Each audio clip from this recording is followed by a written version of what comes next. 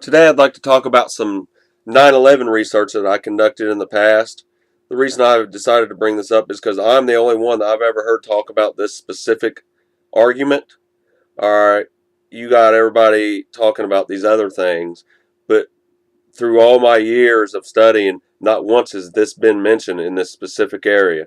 And this area involves the Shanksville crash. This was the plane that was supposedly heading for the White House, but it crashed out in a very rural area of Pennsylvania, basically in nothing but farmlands out there.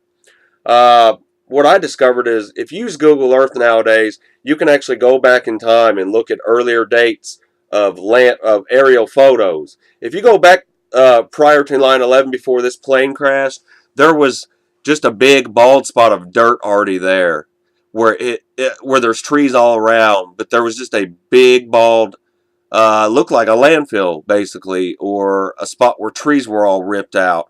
Um, if you look at the pictures from the news reports of when 9/11 happened, it basically already looked like it did before that day. But that's not even the important thing. That's just one of the minor things I'm going to talk about. But hear me out on this.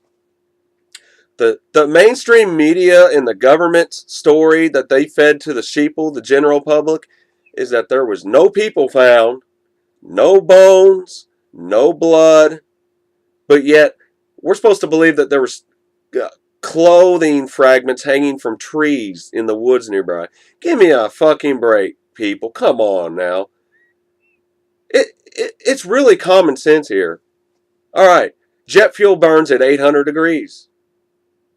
800. So what did I do?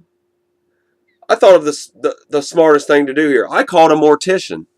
And I said, I pretended like I was a college student going to a university to become a mortician. I figured I would lie and I'd get some information out of these people. I said, yes, I'm writing a book report on the cremation process, and I want to know what temperature do you guys cremate people to where their bones melt or burn. He said, well, it's more complicated than that.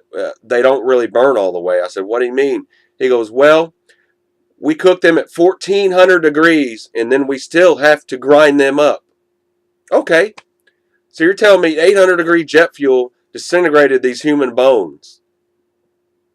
800 degrees, but this mortician just sat here and told me it takes 1400 degrees and they still have to grind the bones up.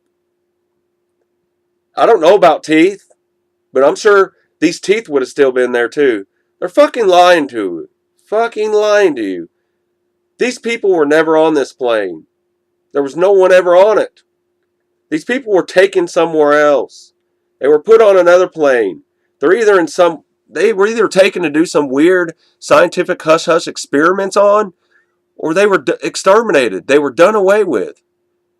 Not one of them was at their own funeral, folks. I don't even know how many people were on the plane. I actually forgot, but not one of these people were at their own funeral because none of the bodies were ever found. And yet people believe this shit. How stupid can people be, really?